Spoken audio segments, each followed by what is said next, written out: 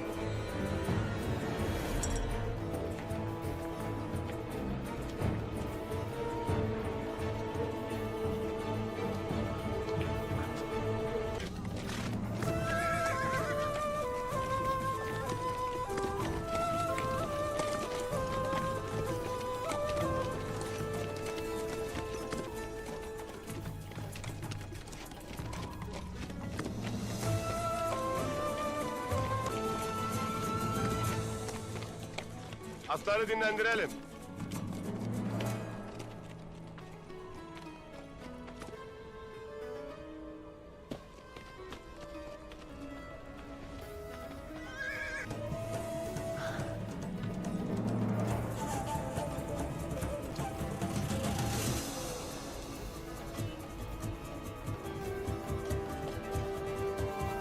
Haydi.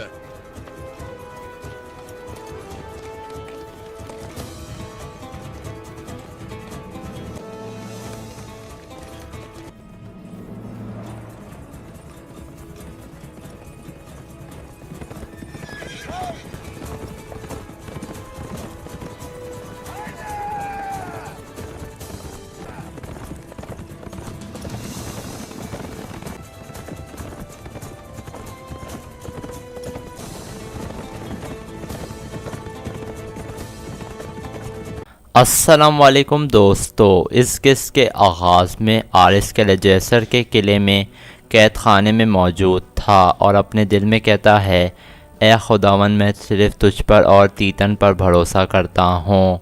मैं अर्तागुल को ज़ाहिर करूँगा कि मैंने उसकी बात मान ली है। इसी दौरान तू मेरे दोस्त तीतन की मदद करना ताकि वो मुझे कोनिया पहुँचने से पहले ही बचा ले।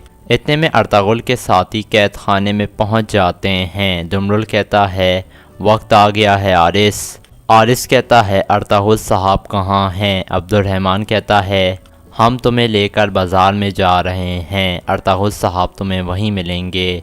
आरिस कहता है, पहले मैं अर्तागुल साहब से मिलना चाहता हूँ।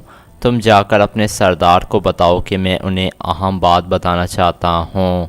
दूसरी तरफ किले के मरकज़ी हॉल में अर्तागुल कहता है, बिलेजिक का गवर्नर शुमाल के इलाके से हमारे कबीलों पर हमला कर सकता है ताकि वो कैलजेसर किला वापस ले सके। तुर्गुत कहता है, जावदार कबीला और काई कबीला सबसे मजबूत कबीले हैं।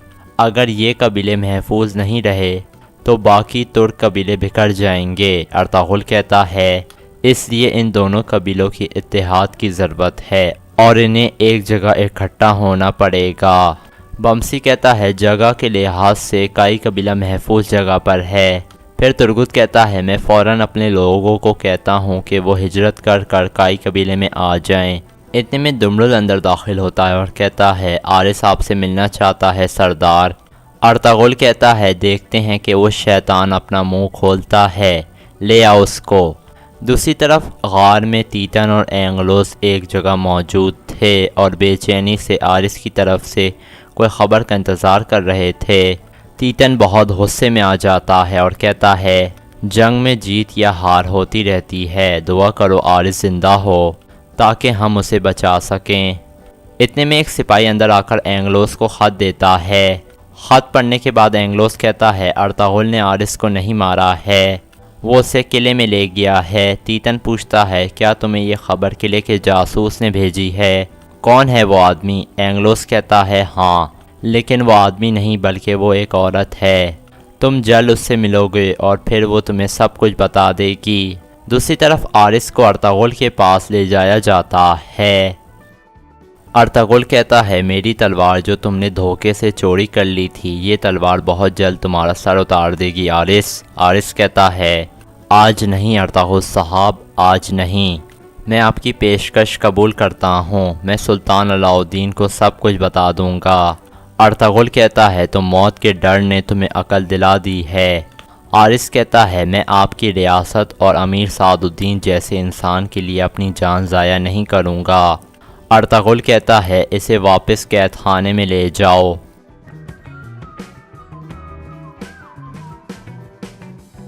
اس کے جانے کے بعد ترگت کہتا ہے اگر تیتن کو پتہ چلا کہ ہم آرس کو کونیا لے کر جا رہے ہیں تو وہ ہمارے پیچھے آئے گا۔ ارطغرل کہتا ہے ہم آرس کو خفیہ طریقے سے کونیا لے کر جائیں گے، ہم اس طرح جائیں گے کہ کوئی اندازہ بھی نہیں لگا پائے گا۔ مسئلہ صرف تیتن کا نہیں ہے بلکہ اگر امیر سعد الدین کو پتہ چلا کہ ہم آرس کو کونیا لے کر جا رہے ہیں تو وہ ہمیں روکنے کی ہر ممکن کوشش کرے گا۔ دوسری طرف کونیا میں سعد الدین سلطان کے پاس پہنچتا ہے۔ سلطان کہتے ہیں محل میں خطرہ ختم ہو چکا ہے لیکن کوئی چیز مجھے پریشان کر رہی ہے۔ سعد الدین کہتا ہے کیا بات ہے سلطان؟ سلطان کہتے ہیں مجھے کئی دفعہ مارنے کی کوشش کی گئی، میں موت سے نہیں ڈرتا لیکن میں اپنی ریاست کے لیے پریشان ہوں، منگول ہمارے اوپر چڑھائی کرنے کے لیے تیار ہیں، اگر میں اچانک مر گیا تو یہ ہماری ریاست کو خطرے میں ڈال دے گا، اس لیے میں جلد اپنے جانشین کا فیصلہ کرنا چاہتا ہوں۔ سعد الدین کہتا ہے کیا یہ پہلے سے طے نہیں ہے کہ آپ کا بڑا بیٹا آپ کے بعد تخت سنبھالے گا؟ سلطان کہتے ہیں نہیں، میں اپنے چھوٹے بیٹے ارسلان کو تخت پر بٹھانا چاہتا ہوں۔ سعد الدین پوچھتا ہے ایسا کیوں سلطان؟ سلطان کہتے ہیں کیونکہ میرا چھوٹا بیٹا میری دوسری بیوی ایوبیوں کی شہزادی سے ہے، اگر وہ تخت پر بیٹھے گا تو مسلمان ریاستوں کو منگولوں کے خلاف متحد کرنے میں کامیاب ہو جائے گا۔ اور اس کے بعد ارطغرل، یہ سن کر کوپیک کہتا ہے ارطغرل کا اس سے کیا تعلق ہے سلطان؟ سلطان کہتے ہیں ارطغرل کی کمانڈ میں سارے ترک قبیلے متحد ہیں، مجھے جلد امید ہے کہ وہ بلیجک اور نکایا کو بھی فتح کر لیں گے، میں چاہتا ہوں میرے مرنے کے بعد بھی ارطغرل ہی ترک قبیلوں کی کمانڈ سنبھالے، میں جلد ایک فرمان جاری کروں گا اور اپنا ایک کمانڈر اس کی خدمت کے لیے تعینات کر دوں گا۔ سعد الدین کہتا ہے اس مقصد کے لیے کمانڈر یعقوب بہترین رہے گا سلطان، وہ آپ کے حکم پر اس وقت وہ اہلت میں ہے۔ سلطان کہتے ہیں اسے فوراً بلا لو، میں اسے اور اس کے سپاہیوں کو ارطغرل کی طرف بھیجوں گا، وہ قلعہ جیسر قلعے کی حفاظت میں اپنا کردار ادا کریں گے۔ سعد الدین کہتا ہے جیسے آپ کا حکم سلطان۔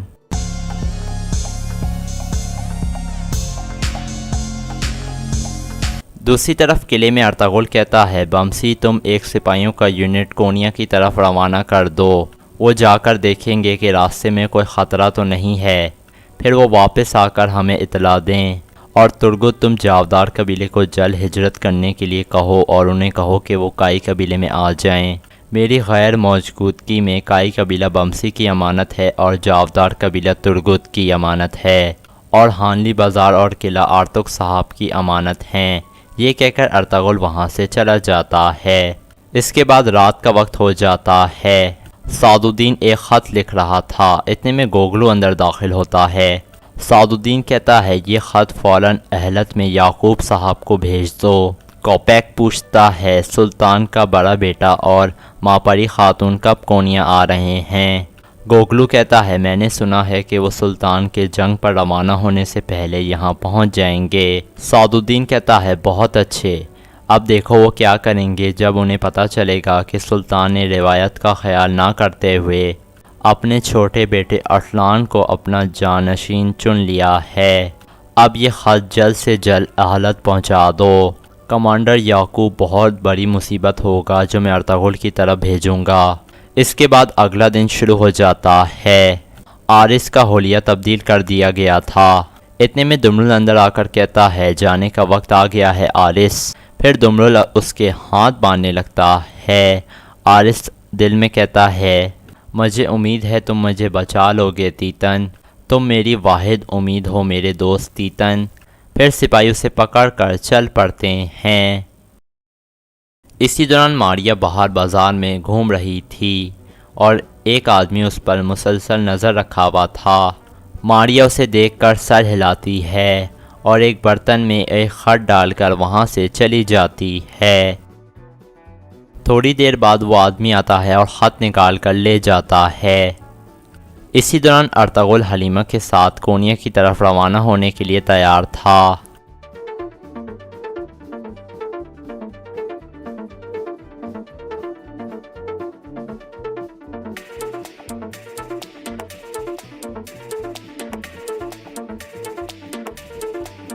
اتنے میں ماریا بھی واپس آ جاتی ہے۔ ارطغرل عبد الرحمن سے پوچھتا ہے کیا ہمارے سپاہی تیار ہیں؟ عبد الرحمن کہتا ہے وہ خفیہ راستے پر آپ کا انتظار کر رہے ہیں بھائی۔ پھر ارطغرل سب کو اللہ حافظ کہہ کر وہاں سے روانہ ہو جاتا ہے۔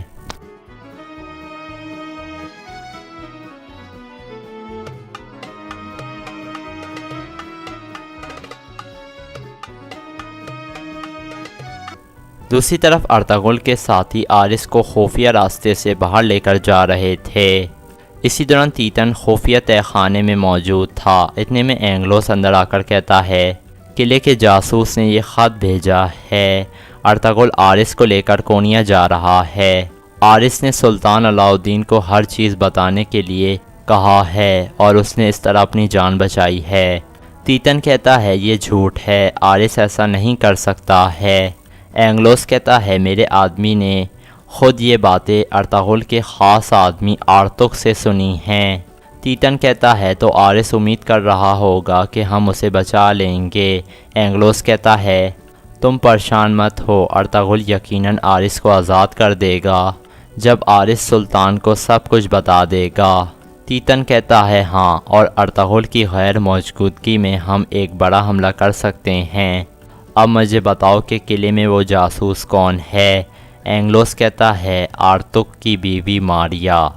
دوسری طرف ارطغرل کا قافلہ خفیہ راستے کے قریب پہنچ چکا تھا۔ اتنے میں سپاہی آرس کو وہاں لے کر پہنچ جاتے ہیں۔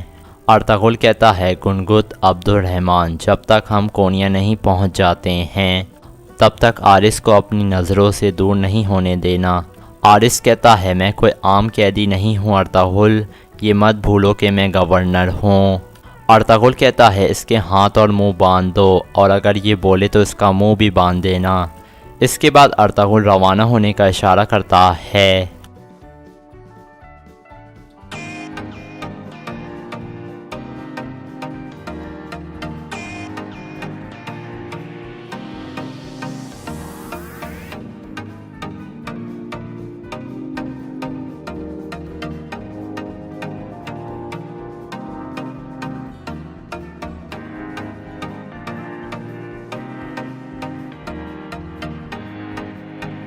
ارطغرل کا قافلہ ایک جگہ چلتے چلتے پہنچ جاتا ہے جہاں ارطغرل کا ایک سپاہی پہلے سے موجود تھا اور ان کا انتظار کر رہا تھا۔ ارطغرل کہتا ہے یہاں گھوڑوں کو آرام کروا لیں۔ پھر وہ سب گھوڑوں سے اتر آتے ہیں۔ ارطغرل اس سپاہی سے پوچھتا ہے کونیا کی کیا صورتحال ہے؟ سپاہی کہتا ہے سلطان کونیا میں موجود نہیں ہیں کیونکہ وہ فوج کو دیکھنے گئے ہیں، کیونکہ وہ کچھ عرصے بعد جنگ پر روانہ ہو رہے ہیں۔ مجھے پتہ چلا ہے کہ سلطان نے محل کے غدار کو پکڑا ہے۔ ارطغرل پوچھتا ہے کون ہے وہ؟ سپاہی کہتا ہے اس کا نام نظام الدین ہے، اس نے سلطان کو مارنے کی کوشش کی تھی، اسے قید میں ڈالا گیا تھا لیکن اس نے وہاں خودکشی کر لی ہے۔ یہ سن کر ارطغرل کہتا ہے سپاہیوں میں اور حلیمہ پہلے کونیا جائیں گے، آپ یہ مال غنیمت لے کر بعد میں آنا، لازمی سعد الدین سلطان کو بیوقوف بنا رہا ہے۔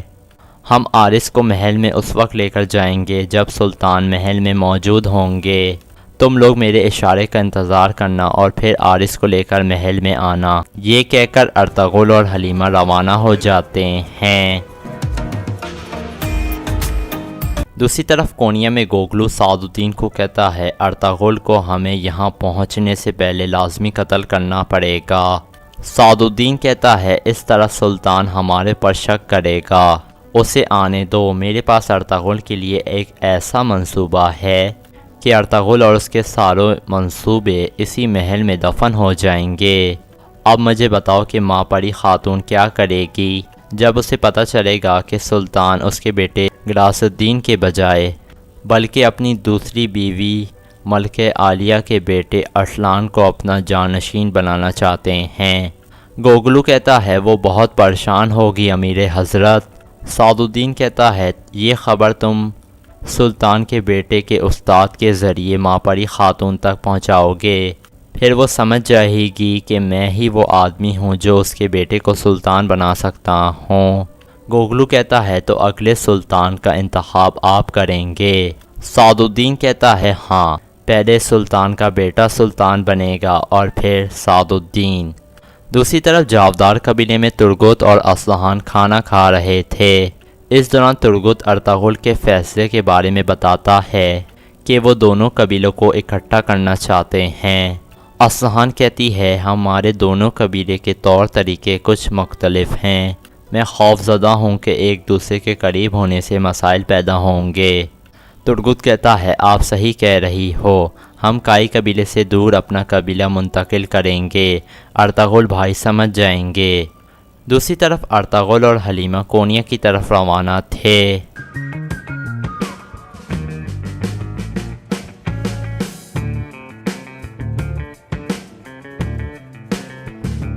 اور یہاں اس قصے کا اختتام ہو جاتا ہے۔ دوسری طرف حلیمہ سلطان عبد الرحمن کے ساتھ سلیمان شاہ کی طرف جا رہی تھی، کیونکہ سلیمان شاہ نے حلیمہ سلطان کو اپنے پاس بلوایا تھا۔ اتنے میں ارطغرل بھی وہاں آ جاتا ہے۔ حلیمہ اسے کہتی ہے سلیمان شاہ مجھ سے ملنا چاہتے ہیں۔ ارطغرل کہتا ہے مجھے بھی یہی خبر ملی ہے، انشاءاللہ سب خیریت ہوگی۔ اس کے بعد وہ دونوں مرکزی خیمے کے اندر پہنچ جاتے ہیں۔ ارطغرل سلیمان شاہ سے کہتا ہے ہم سے آپ ملنا چاہتے تھے۔ سلیمان شاہ کہتے ہیں آؤ میرے بچوں بیٹھ جاؤ۔ پھر حلیمہ سلطان اور ارطغرل سلیمان شاہ کے سامنے بیٹھ جاتے ہیں۔ پھر سلیمان شاہ کہتے ہیں میں تم لوگوں سے ایک اہم معاملے پر بات کرنا چاہتا ہوں، گوبچے سے آج میری بات ہوئی تھی۔ یہ سن کر ارطغرل اور حلیمہ سلطان پریشان ہو جاتے ہیں کہ گوبچے نے آخر کیا کہا ہوگا۔ پھر سلیمان شاہ کہتے ہیں گوبچے نے کہا ہے کہ آج سے میں ارطغرل کو اپنا بڑا بھائی سمجھوں گی۔ یہ سن کر حلیمہ اور ارطغرل چونک جاتے ہیں اور حلیمہ خاتون بہت خوش ہو جاتی ہیں۔ پھر سلیمان شاہ کہتے ہیں اس نے کہا ہے کہ میں غلط تھی، اس کی دل کی ملکہ ارطغرل کی دل کی ملکہ حلیمہ ہے۔ یہ سن کر حلیمہ اور ارطغرل خوش ہو جاتے ہیں۔ پھر سلیمان شاہ کہتے ہیں اس نے کہا ہے اگر آپ اجازت دیں بابا تو آپ گوبچے نے کہا ہے کہ آپ ارطغرل اور حلیمہ کی شادی کروا دیں تاکہ وہ خوشی سے زندگی گزار سکیں۔ یہ سن کر ارطغرل اور حلیمہ اور زیادہ خوش ہو جاتے ہیں۔ ارطغرل کہتا ہے والدہ، حلیمہ خاتون کہتی ہیں اللہ تمہیں ہمیشہ شاد و آباد رکھے، اولاد کی خوشیاں نصیب ہوں۔ اس کے بعد حلیمہ اور ارطغرل کھڑے ہو جاتے ہیں اور ارطغرل سلیمان شاہ کا ہاتھ چومتا ہے۔ سلیمان شاہ کہتے ہیں اللہ کرے تمہاری محبت اسی طرح ہمیشہ قائم و دائم رہے۔ ارطغرل کہتا ہے آمین بابا۔ پھر ارطغرل حائمہ خاتون سے ملتا ہے اور حلیمہ سلطان سلیمان شاہ سے ملتی ہے۔ سلیمان شاہ کہتے ہیں ہمیشہ خوش رہو بیٹی۔ پھر حلیمہ حائمہ خاتون سے ملتی ہے اور وہ بھی اسے مبارکباد دیتی ہیں۔ دوسری طرف کردوغلو کا آدمی باہر گھوم رہا تھا، کیونکہ کردوغلو نے اسے کہا تھا کہ تم نے کندوگدو کے خیمے میں گھسنا ہے اور اس کے پانی والے جگ میں زہر ملانا ہے۔ اتنے میں وہ دیکھتا ہے کہ سلجان وہاں سے جا رہی ہے اور خیمے میں کوئی بھی نہیں ہے۔ موقع کا فائدہ اٹھا کر وہ آدمی خیمے کے اندر داخل ہو جاتا ہے اور وہ زہر والی شیشی کندوگدو کے برتن میں الٹ دیتا ہے اور وہاں سے باہر نکل جاتا ہے۔ باہر حمزہ اسے دیکھ لیتا ہے اور کہتا ہے رک جاؤ تم، اور اسے کہتا ہے رک جاؤ تم اندر کیا کر رہے تھے؟ وہ آدمی کہتا ہے سلجان خاتون نے کچھ قالینیں منگوائی تھیں، وہی میں اندر رکھ رہا تھا۔ حمزہ کہتا ہے ٹھیک ہے تم جاؤ۔ یہ سن کر وہ آدمی وہاں سے چلا جاتا ہے اور حمزہ کچھ سوچنے لگتا ہے۔ دوسری طرف کردوغلو کے خیمے میں شہزادہ یغید پہنچ جاتا ہے اور وہاں کردوغلو کے 2 سپاہی پہلے سے وہاں موجود تھے۔ شہزادہ یغید کہتا ہے مجھے افسن پاشا سے ملنا ہے۔ کردوغلو کہتا ہے یقیناً شہزادے۔ پھر وہ سپاہیوں سے کہتا ہے سپاہیوں کیا سب کچھ تیار ہے؟ سپاہی کہتے ہیں جی بالکل سب کچھ تیار ہے۔ یہ سن کر کردوغلو کہتا ہے بہت اچھے۔ پھر وہ شہزادہ یغید سے کہتا ہے تم وہی کرنا افسن پاشا کے ساتھ جس کا وہ حقدار ہے۔ یہ سن کر یغید کہتا ہے قاتل کو سزا ضرور ملنی چاہیے۔ یہ سن کر کردوغلو بہت خوش ہو جاتا ہے۔ اس کے بعد شہزادہ یغید ان سپاہیوں کے ساتھ وہاں سے چلا جاتا ہے۔ دوسری طرف حائمہ خاتون کے پاس سے کندوگدو آ رہا تھا، واپس اپنے خیمے میں چلا جاتا ہے۔ پھر وہ خیمے کے اندر پہنچ کر پانی والا مٹکا اٹھا لیتا ہے اور اس کے اندر سے پانی ایک پیالے میں نکالتا ہے اور کہتا ہے بسم اللہ الرحمن الرحیم۔ پھر وہ پانی پینے لگتا ہے۔ کندوگدو کو نہیں پتہ تھا کہ اس کے اندر زہر ملا ہوا ہے۔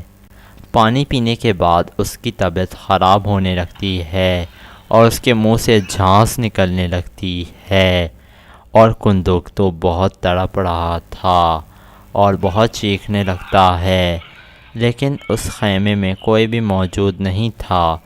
اتنے میں سلجان وہاں پہنچ جاتی ہے اور کندوگدو کو اس طرح تڑپتا ہوا دیکھ کر بہت پریشان ہو جاتی ہے کہ آخر کندوگدو کو کیا ہوا ہے، اور اسے کہتی ہے کندوگدو کیا ہوا ہے تمہیں؟ پھر وہ چلانے لگتی ہے اور کہتی ہے کندوگدو کو کچھ ہو گیا ہے، آپ لوگ میری مدد کریں، کوئی میری مدد کرو۔ لیکن کوئی آدمی بھی اس کے خیمے میں نہیں آ رہا تھا اور کردوغلو بے چینی سے تڑپ رہا تھا۔ دوسری طرف 2 سپاہی شہزادہ یغید کو لے کر قبیلے سے باہر ایک جگہ پر آ چکے تھے۔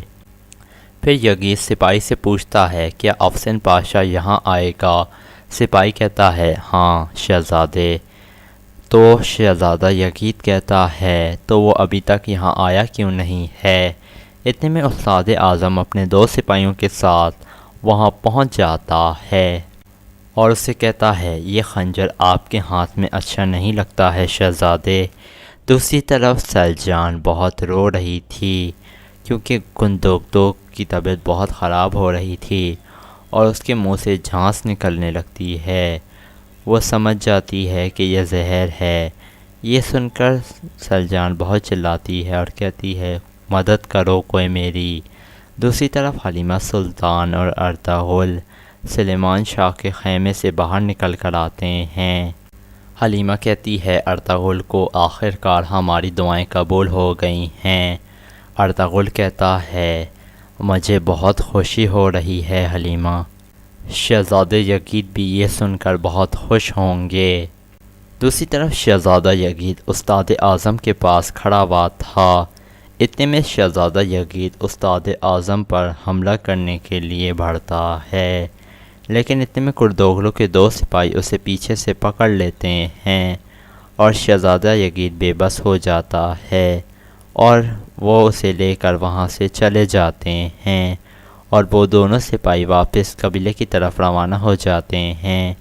دوسری طرف حلیمہ سلطان اور ارطغرل قبیلے میں خوشگوار موڈ میں ٹہل رہے تھے۔ دوسری طرف سلجان بہت رو رہی تھی اور کہتی ہے مدد کرو میری، آخر کوئی آ کیوں نہیں رہا ہے ابھی تک۔ اتنے میں حمزہ اندر داخل ہوتا ہے اور کہتا ہے سلجان خاتون کیا ہوا ہے بھائی کو؟ سلجان کہتی ہے فوراً جا کر کسی ڈاکٹر کو بلا کر لاؤ۔ یہ سن کر حمزہ باہر نکل جاتا ہے۔ اتنے میں حمزہ باہر نکلتا ہے اور ادھر ادھر دیکھنے لگتا ہے۔ پھر وہ دیکھتا ہے کہ ارطغرل اور حلیمہ سلطان ایک طرف جا رہے ہیں۔ اتنے میں وہ ارطغرل کو آوازیں دینے لگتا ہے اور بھاگ کر اس کے پاس پہنچ جاتا ہے۔ ارطغرل پوچھتا ہے کیا ہوا ہے حمزہ؟ حمزہ کہتا ہے کندوگدو بھائی کو کچھ ہو گیا ہے، میں سلیمان شاہ کو خبر دینے کے لیے جا رہا ہوں۔ یہ کہہ کر حمزہ وہاں سے چلا جاتا ہے اور ارطغرل بہت پریشان ہو جاتا ہے کہ آخر کندوگدو کو کیا ہو گیا ہے، اور ارطغرل اور حلیمہ فوراً کندوگدو کے خیمے کی طرف بھاگتے ہیں اور ارطغرل اندر خیمے کے پہنچ جاتا ہے اور حلیمہ بھی وہاں پہنچ جاتی ہے۔ ارطغرل کندوگدو کے سامنے بیٹھ کر کہتا ہے بھائی کیا ہوا ہے آپ کو؟ پھر ارطغرل سلجان سے پوچھتا ہے سلجان انہیں کیا ہوا ہے؟ سلجان کہتی ہے میں جب خیمے کے اندر آئی تو یہ بری طریقے سے تڑپ رہے تھے۔ سلجان کہتی ہے انہیں بچا لو، کچھ بھی کرو لیکن انہیں بچا لو۔ اتنے میں حائمہ خاتون بھی وہاں پہنچ جاتی ہیں اور کہتی ہیں کیا ہوا ہے اسے؟ سلجان کہتی ہے ان کی طبیعت بہت خراب ہو گئی ہے۔ پھر ارطغرل حمزہ سے کہتا ہے فوراً تم جاؤ اور 4 سپاہیوں کو لے کر یہاں آؤ، اور پھر حمزہ وہاں سے چلا جاتا ہے۔ سلجان بہت چیخ اور چلا رہی تھی اور کہہ رہی تھی خدا کے لیے کندوگدو کو بچا لو۔ ارطغرل کہتا ہے والدہ آپ سلجان خاتون کو یہاں سے پکڑ کر لے جائیں۔ یہ سن کر حائمہ خاتون سلجان کو وہاں سے لے جانے لگتی ہیں اور ارطغرل کندوگدو کو الٹی کروانے لگتا ہے اور حلیمہ بھی اس کی مدد کرتی ہے تاکہ کندوگدو الٹی کرے اور اس کی طبیعت ٹھیک ہو جائے۔ اتنے میں سلیمان شاہ بھی وہاں پہنچ جاتے ہیں اور وہ سب مل کر کندوگدو کو الٹی کروانے لگتے ہیں، لیکن اتنے میں کندوگدو گر جاتا ہے اور وہ بے ہوش ہو جاتا ہے۔ یہ دیکھ کر سب لوگ بہت پریشان ہو جاتے ہیں۔ پھر ارطغرل کندوگدو کو کہتا ہے آپ کو کچھ نہیں ہوگا بھائی، آپ ٹھیک ہو جائیں گے، آپ حوصلہ رکھیں۔ باہر سلجان بہت رو رہی تھی اور کہہ رہی تھی مجھے کندوگدو کے پاس جانا ہے والدہ، انہیں کہیں کچھ ہو نہ جائے۔ حائمہ خاتون کہتی ہیں اسے کچھ نہیں ہوگا بیٹی، تم اللہ پر بھروسہ رکھو۔ اتنے میں کندوگدو کو پکڑ کر سپاہی باہر آ جاتے ہیں۔ یہ دیکھ کر سلجان اور پریشان ہو جاتی ہے اور کہتی ہے کندوگدو کندوگدو کندوگدو تمہیں کیا ہوا ہے؟ یہ سن کر حائمہ خاتون کہتی ہیں حوصلہ کرو سلجان، یہ ٹھیک ہو جائیں گے۔ لیکن سلجان رو رہی تھی اور کہہ رہی تھی مجھے چھوڑ دیں والدہ۔ حائمہ خاتون اسے نہیں چھوڑتی ہیں۔ ارطغرل کہتا ہے آپ پریشان مت ہوں سلجان خاتون، بھائی بالکل ٹھیک ہو جائیں گے، آپ حوصلہ رکھیں۔ پھر سلیمان شاہ سلجان سے کہتے ہیں تم پریشان مت ہو بیٹا، ارطغرل وقت پر پہنچ گیا اور اس نے کندوگدو کی جان بچا لی ہے، تم پریشان مت ہو، حائمہ کے ساتھ میرے خیمے میں چلے جاؤ۔ دعا کرو اس کی زندگی بچ جائے۔ پھر حائمہ خاتون سلجان سے کہتی ہیں سلجان میری بچی، چلو ہم تمہارے خیمے میں چلتے ہیں، سب ٹھیک ہو جائے گا، دعا کرو اللہ سے۔ لیکن سلجان اپنے ہوش و حواس میں نہیں تھی اور چیخ اور چلا رہی تھی۔ حائمہ خاتون اسے کہہ رہی تھیں خود کو سنبھالو سلجان۔ اتنے میں سلجان چیختی چلاتی بے ہوش ہو جاتی ہے۔ قبیلے کا خواتین اسے ہوش میں لاتی ہیں اور پھر اسے مرکزی خیمے کی طرف لے جانے لگتی ہیں۔ پھر حائمہ خاتون کہتی ہیں کہ اسے اسی کے خیمے میں لے جاؤ۔ پھر وہ اسے سہارا دے کر سلجان کے خیمے کی طرف روانہ ہو جاتی ہیں۔ پھر کردوغلو بھی وہاں پر آ جاتا ہے اور وہ یہ سب دیکھ کر بہت خوش ہو رہا تھا۔ کردوغلو اپنے آپ سے کہتا ہے بہت کھیل کھیل لیا ہے تم نے سلیمان شاہ اور ان کے بچوں کے ساتھ، اب تمہیں معلوم ہوگا کہ کردوغلو کو دھوکہ دینے کا انجام کیا ہوتا ہے۔ اس کے بعد کردوغلو اس آدمی کو بلاتا ہے اپنے پاس جس نے کندوگدو کو زہر دیا تھا اور اس سے پوچھتا ہے کیا ہوا ہے۔ وہ آدمی کہتا ہے کندوگدو کا جو بندہ ہے اس کا نام حمزہ ہے، اس نے مجھے خیمے سے نکلتے ہوئے دیکھ لیا تھا۔ یہ سن کر کردوغلو کہتا ہے اسے جہنم میں ڈالو۔ وہ آدمی کہتا ہے آپ کہیں تو میں اس کا کام تمام کر دوں، ایسا نہ ہو کہیں ہم مشکل میں پڑ جائیں۔ کردوغلو کہتا ہے نہیں، اس طرح ہم نظروں میں آ جائیں گے، تم اپنے دوستوں کی طرف چلے جاؤ، اگر وہ مجھ سے تمہارا پوچھیں گے تو میں کہوں گا کہ وہ بیمار ہے اور کہیں گیا ہوا ہے۔ یہ سن کر وہ آدمی کہتا ہے میں اپنی حفاظت کیسے کروں گا؟ کردوغلو کہتا ہے فکر مت کرو، تمہاری حفاظت کی ذمہ داری میری ہے۔ پھر وہ اپنی جیب سے کچھ سونے کے سکے نکال کر اسے دیتا ہے اور کہتا ہے یہ لو تمہارے بقیہ پیسے۔ اس کے بعد کردوغلو وہاں سے چلا جاتا ہے۔ دوسری طرف سلجان اپنے خیمے میں بے ہوش پڑی ہوئی تھی۔ اتنے میں سلجان اچانک ہوش میں آ جاتی ہے اور کہتی ہے کندوگدو۔ حائمہ خاتون سے کہتی ہیں سلجان میری بچی سلجان اپنے آپ کو سنبھالو، اب کندوگدو خطرے سے باہر ہے، مگر تمہیں اپنے آپ کو سنبھالنا ہوگا۔ یہ سن کر سلجان کہتی ہے کندوگدو کو کیا ہوا ہے والدہ؟ اتنا مضبوط آدمی ایک پتے کی طرح میرے ہاتھ میں گر گیا۔ حائمہ خاتون کہتی ہیں اگر اللہ نے چاہا تو وہ جلد ٹھیک ہو جائے گا، میری بیٹی تمہیں صبر سے کام لینا ہے۔ سلجان کہتی ہے پہلے کوبچے اور اب کندوگدو، یہ آخر ہمارے ساتھ ہو کیا رہا ہے والدہ؟ حائمہ خاتون کہتی ہیں سلجان انسان جتنا اپنے اندر نفرت پیدا کرتا ہے اتنی سہنی بھی پڑتی ہے۔ گوبچے اور تم جب یہاں آئی تھی تو وہ دن مجھے آج بھی یاد ہے۔ سلجان کہتی ہے ہم خوفزدہ تھے، میں بہت چھوٹی تھی اور میں بہت تنہا تھی اور بہت چھوٹی تھی میں، آپ نے انہی ہاتھوں سے ہمیں پالا ہے بالکل اپنے بچوں کی طرح۔ حائمہ خاتون کہتی ہیں نفرت کو نفرت، رنجش کو رنجش کو نہیں مٹا سکتا ہے کوئی، میں نے تم دونوں کی بہت اچھے طریقے سے پرورش کی ہے۔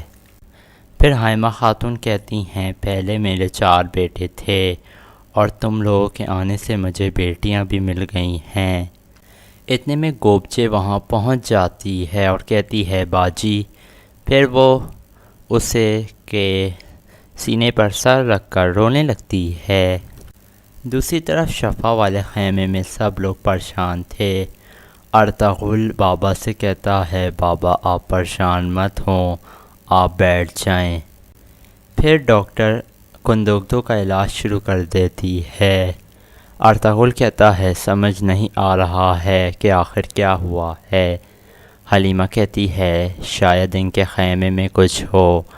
ارطغرل کہتا ہے خیمے میں؟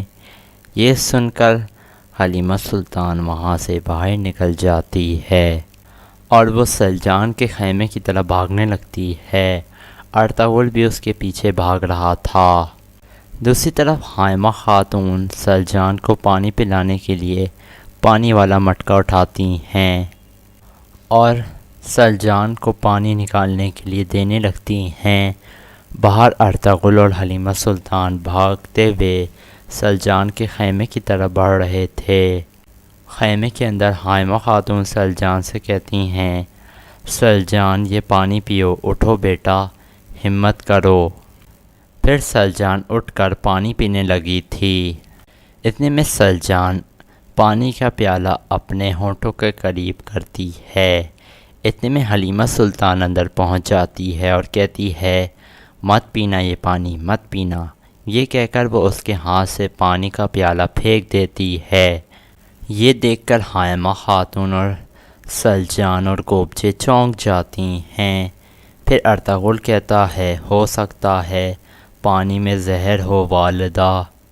یہ سن کر حائمہ خاتون کہتی ہیں، کردوغلو۔ یہ کہہ کر وہ آگے بڑھنے لگتی ہیں۔ اتنے میں حلیمہ سلطان حائمہ خاتون کو روک لیتی ہے اور کہتی ہے، والدہ ابھی کسی پر شک مت کریں، پہلے ہمیں تفتیش کرنے دیں۔ حائمہ خاتون کہتی ہیں، تصدیق کرنے کے لیے اب رہ کیا گیا ہے میری بچی۔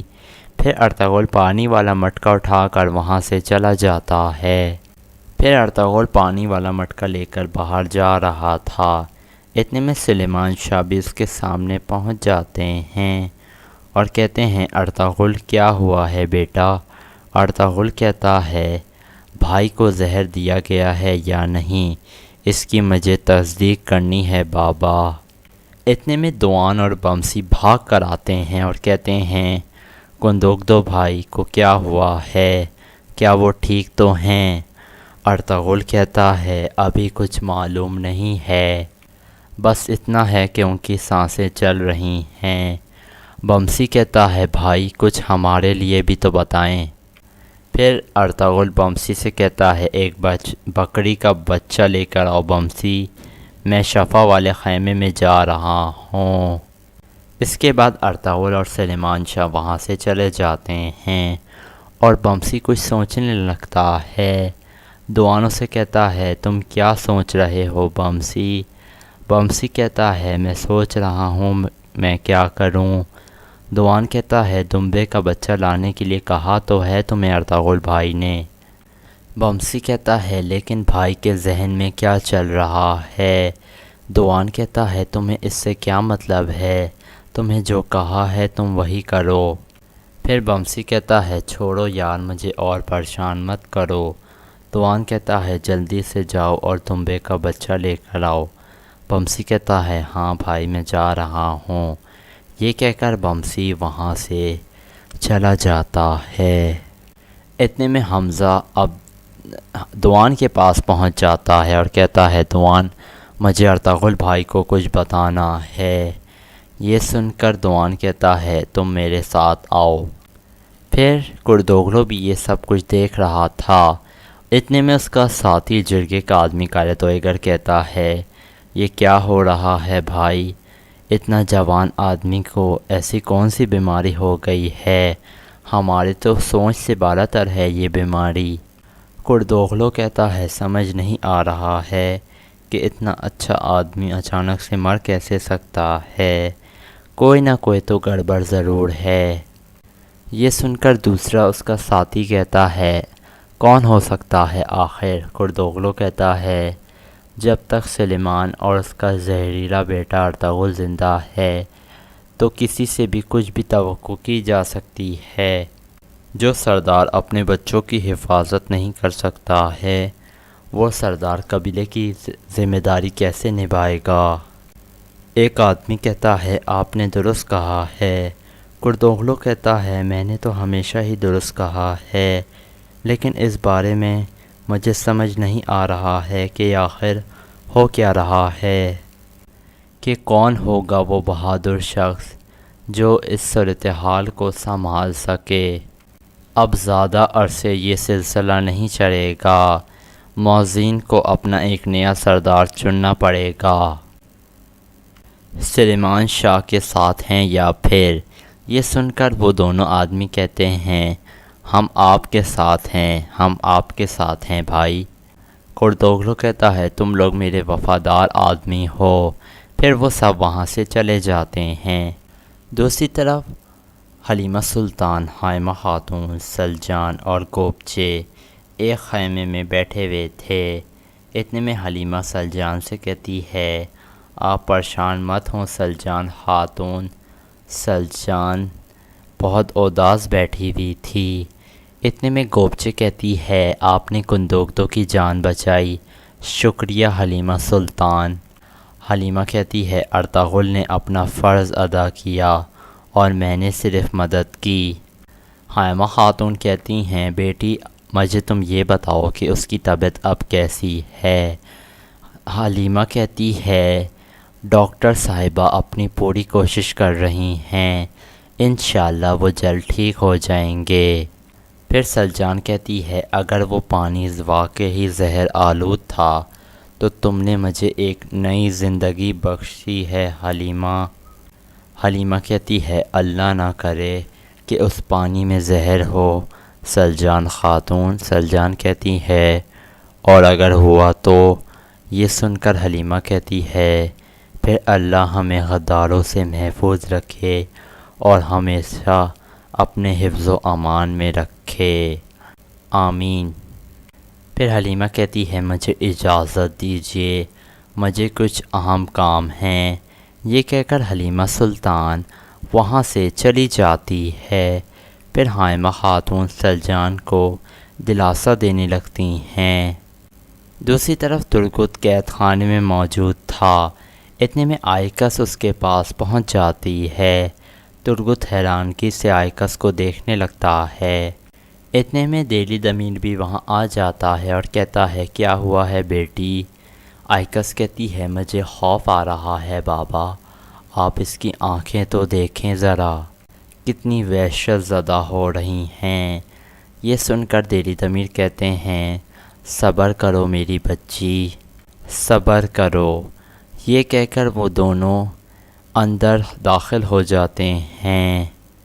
پھر دہلی دمیر اندر آ کر آئیکس سے کہتا ہے شکر ہے یہ زندہ ہے، ایزیڈورا نے تو مجھے ڈرا ہی دیا تھا۔